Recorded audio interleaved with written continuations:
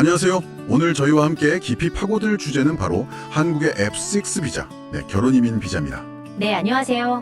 이게 사실 국제 커플이 한국에서 함께 새 출발을 하려면 정말 꼭 넘어야 하는 그런 관문이죠.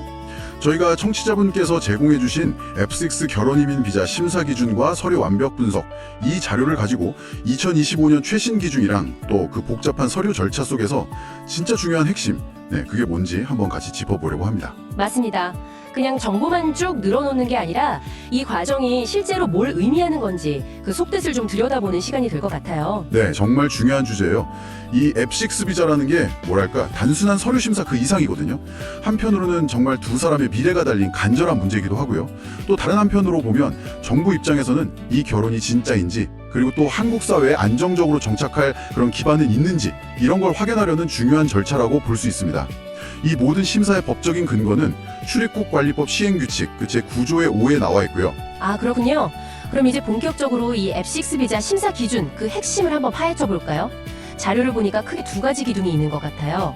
혼인의 진정성, 그러니까 정말 사랑해서 결혼하는 건지 그거랑 네. 정상적인 결혼 생활 유지 가능성, 그러니까 한국에서 안정적으로 살아갈 수 있느냐 뭐 이런 거죠. 그렇죠. 현실적인 부분이죠. 이 두 가지를 증명하려고 이제 구체적인 요건들이 쭉 따라붙는데 하나씩 한번 보죠.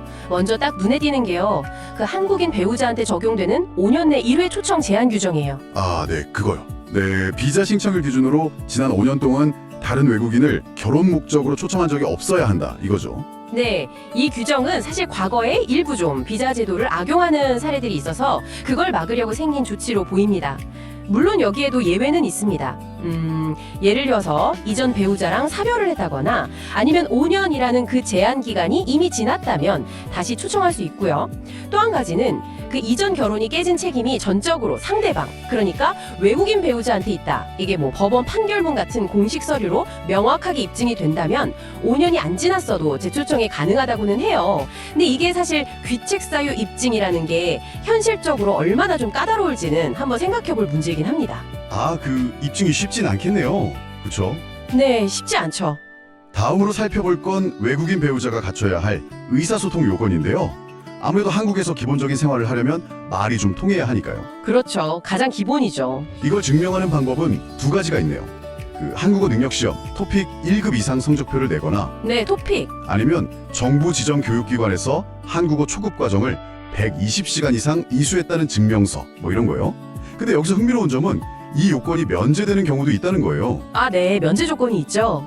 네, 두 사람 사이에 아이가 태어났거나 아니면 부부가 한국이 아닌 다른 나라에서 1년 이상 같이 살았던 경험이 있으면 굳이 이 언어 능력 증명을 요구하지 않는다는 거죠. 이 의사소통 요건이라는 게요. 단순히 한국말 할 줄 아네 이걸 넘어서는 의미가 있어요. 언어라는 게 사실 사회 적응의 가장 기본 도구잖아요. 그리고 부부 사이의 어떤 원활한 소통, 더 나아가서는 안정적인 결혼 생활을 예측하게 하는 그런 중요한 지표로 보는 거죠. 그렇군요. 면제 조항을 보면 이미 자녀를 통해서 한국 사회랑 어떤 연결고리가 생겼다거나 아니면 해외에서 같이 살아본 경험을 통해서 관계의 안정성이 뭐 다른 방식으로 입증됐다고 판단하는 경우, 이런 경우에는 언어 능력 증명이라는 좀 형식적인 절차를 생략해주는 그런 유연성을 보여주는 것 같아요. 그런데 뭐 일각에서는 이런 표준화된 시험이나 교육 이수만으로 진짜 소통 능력을 다 알 수 있냐 이런 의문을 제기하기도 합니다. 사실 관계 맥락 속에서의 실제 소통 능력은 평가하기가 좀 어렵긴 하죠. 정말 중요한 지적이네요. 관계라는 게 시험 점수만으로 되는 건 아니니까요. 그럼요. 자, 그럼 이제 아마 많은 분들이 제일 궁금해하실 것 같은데 소득 요건으로 넘어가 보죠. 네, 이게 제일 현실적인 문제죠. 그렇죠. 이건 이제 초청하는 한국인 배우자의 경제력을 보는 기준인데요. 비자 신청하기 전 1년 동안의 연간 소득이 법무부 장관이 매년 고시하는 그 기준금액 이상이어야 한다는 겁니다. 자료에 따르면 2025년 기준으로 초청인이랑 외국인 배우자 이렇게 2인 가구면 대략 연 2,360만 원 정도. 그 이상이 되어야 하는군요. 네, 그 정도 선입니다. 가구원 수가 늘면 요구되는 소득 기준도 더 높아지고요. 아, 그리고 여기서 가구원이라는 게 주민등록상 같이 사는 부모님이나 자녀 같은 직계 가족을 다 포함해서 계산해야 한다는 점, 이것도 꼭 기억해야겠어요. 네, 맞습니다. 그 점이 중요하고요. 그리고 또 어떤 종류의 소득을 인정해 주느냐, 이것도 중요해요. 핵심은 정기적이고 안정적인 소득이거든요. 그러니까 매달 받는 월급 같은 근로소득, 아니면 직접 사업해서 버는 사업소득, 뭐 부동산 임대소득, 이자나 배당, 연금소득 같은 것들이요. 아, 꾸준히 들어오는 돈이어야 하는군요. 그렇죠. 반대로 뭐 일시적인 수입이라던가 액수가 좀 불규칙한 소득은 인정받기가 어렵습니다. 근데 이 기준이 사실 상당히 좀 부담스러울 수 있잖아요. 그래서 몇 가지 보완책이 마련되어 있긴 해요. 아, 보완책이요? 어떤 게 있을까요? 소득이 조금 부족하더라도 가지고 있는 재산의 5%를 소득으로 환산해주는 제도가 있어요. 재산 환산 제도라고 부르는데요. 뭐 예금이라든지 보험, 증권, 부동산 이런 게 해당되는데 여기서 중요한 건 이 재산이 최소 6개월 이상 자기 소유였다는 걸 증명해야 한다는 점이에요. 아, 6개월 이상 보유. 네. 그리고 또 한 가지는 같이 사는 직계 가족의 소득이나 재산을 합산해서 기준을 맞추는 방법도 가능하고요. 아, 여러 가지 방법이 있긴 하군요. 그래도 그 밑바탕에는 결국 재정적인 안정이 중요하다 이런 시각이 깔려 있는 거네요. 맞습니다. 이 소득 요건을 조금 더 깊이 들여다보면요. 단순히 뭐 돈이 많다 적다 이 문제를 넘어서 정부가 생각하는 안정적인 결혼 생활의 최소한의 어떤 물질적인 기반을 설정하고 있다는 걸 알 수 있어요. 특히 소득의 종류랑 과거 1년 실적을 중요하게 보는 점은 뭐 미래 가능성보다는 이미 검증된 안정성을 좀 우선시하는 그런 경향을 보여주죠. 그렇네요. 이게 어쩌면 뭐 이제 막 사회생활 시작한 젊은 커플이라든지 아니면 소득 변동성이 큰 자영업자나 프리랜서 같은 분들에게는 다소 좀 불리하게 작용할 수도 있는 지점이고요. 안정적인 정착을 지원한다는 취지하고 또 다양한 삶의 방식을 포용하는 것 사이에서 어떤 균형점을 좀 고민하게 만드는 부분이라고 할 수 있겠습니다. 확실히 고려해야 할 점들이 많네요. 네 번째 요건은 주거 요건인데요. 이건 비교적 좀 명확해 보여요. 네, 그렇죠. 부부가 같이 계속 살 수 있는 정상적인 집이 있느냐 뭐 이런 거잖아요. 자료에서도 고시원이나 모텔, 뭐 심지어 비닐하우스 같은 곳은 인정 안 된다고 딱 명시하고 있더라고요. 네, 맞아요. 그냥 잠만 자는 공간이 아니라 정말 생활을 할 수 있는 공간이어야 한다 이런 의미겠죠? 네, 정확합니다. 안정적인 주거 환경 역시 건강한 결혼 생활을 위한 필수 요소로 보는 거죠. 독립된 생활 공간을 확보하는 게 뭐 부부관계의 안정성뿐만 아니라 나중에 자녀를 낳아 키우는 문제라든지 장기적인 생활 기반하고도 다 연결이 되기 때문에 중요하게 확인하는 항목입니다. 자, 이렇게 네 가지 핵심 요건들을 쭉 살펴봤습니다. 혼인의 진정성, 의사소통, 소득, 그리고 주거. 이제 이 모든 걸 서류로 증명해야 하는 단계인데요. 아, 청취자분께서 주신 자료를 보니까 준비할 서류가 정말 만만치가 않더라고요. 맞습니다. 서류 준비가 아마 F6 비자 신청 과정에서 가장 시간하고 노력이 많이 드는 부분일 수 있어요. 아무리 요건을 다 갖췄다고 해도 그걸 객관적인 서류로 딱 입증하지 못하면 아무 소용이 없으니까요. 그렇죠. 서류를 크게 좀 나눠보면 우선 한국인 배우자가 준비해야 할 것들이 있네요. 내가 이 외국인 배우자를 추청합니다 라는 추청장, 그리고 이 사람 신원을 보증합니다 라는 신원보증서, 아, 그리고 두 사람이 어떻게 만나서 사랑에 빠졌는지 그 스토리를 담는 교제 경위서, 이런 것들이 필요하고요. 네, 그 교제 경위서가 은근히 중요해요. 진정성을 어필할 수 있는 부분이죠. 아, 그렇군요. 그리고 당연히 본인의 혼인관계, 가족관계, 주민등록 관련 서류들도 상세 버전으로 다 떼야 하고요. 그리고 아까 이야기했던 소득이랑 주거 요건 증명할 서류들, 예를 들면 국세청에서 떼는 소득금액 증명원이나 회사 다니면 원천징 수용 수증 같은 거요. 네, 재직 증명서도 필요하고요. 네. 그리고 집 관련해서는 부동산 등기부등본이나 임대차 계약서 사본 같은 거, 이런 게 필요하죠. 그리고 외국인 배우자 역시 본인 신분 관련된 서류들, 그러니까 여권 사본하고 자기 나라에서 발급받은 혼인 관련 증명서, 그리고 비자 신청서 자체를 준비해야 하고요. 네.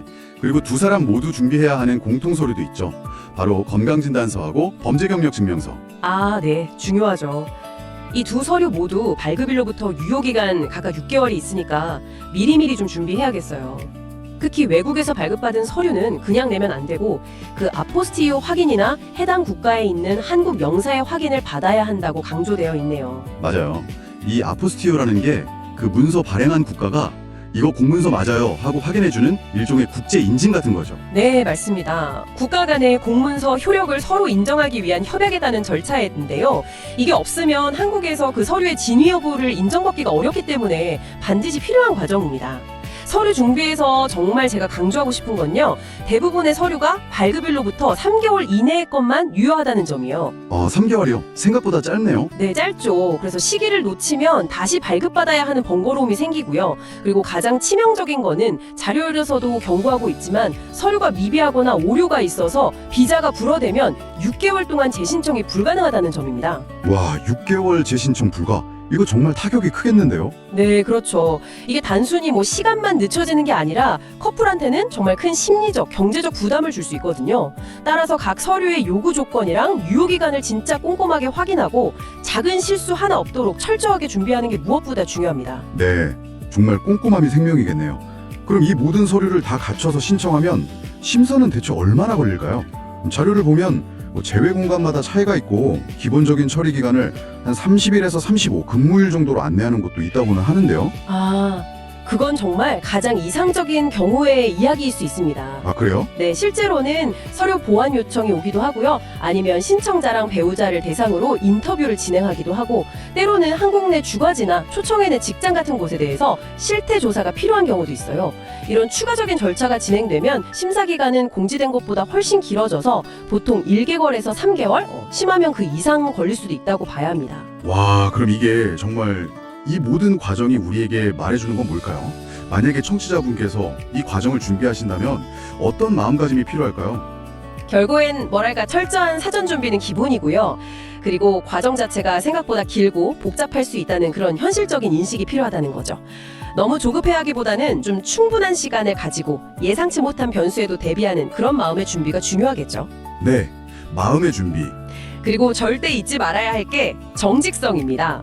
혹시라도 기준에 좀 미달하는 부분이 있다고 해서 뭐 허위 정보를 적거나 서류를 위조하거나 하는 건 절대 안 됩니다. 아, 절대 안 되죠. 네, 이건 비자 불허는 당연하고 심지어 형사처벌까지 받을 수 있는 아주 위험한 행위거든요.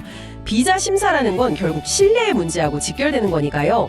모든 정보는 객관적인 사실에 기반해야 합니다. 네, 오늘 저희는 청취자분께서 공유해주신 자료를 통해서 F-6 결혼 이민 비자라는 어쩌면 한 커플의 인생에서 가장 중요한 서류 중 하나를 깊이 있게 들여다봤습니다. 5년 내 초청 제한 여부 확인부터 시작해서 의사소통 능력, 안정적인 소득과 주거공간 증명, 그리고 이 모든 것을 뒷받침하는 그 수많은 서류들까지 정말 꼼꼼하게 준비해야 할 것들이 많다는 걸 다시 한번 확인했네요. 네, 정말 그렇죠.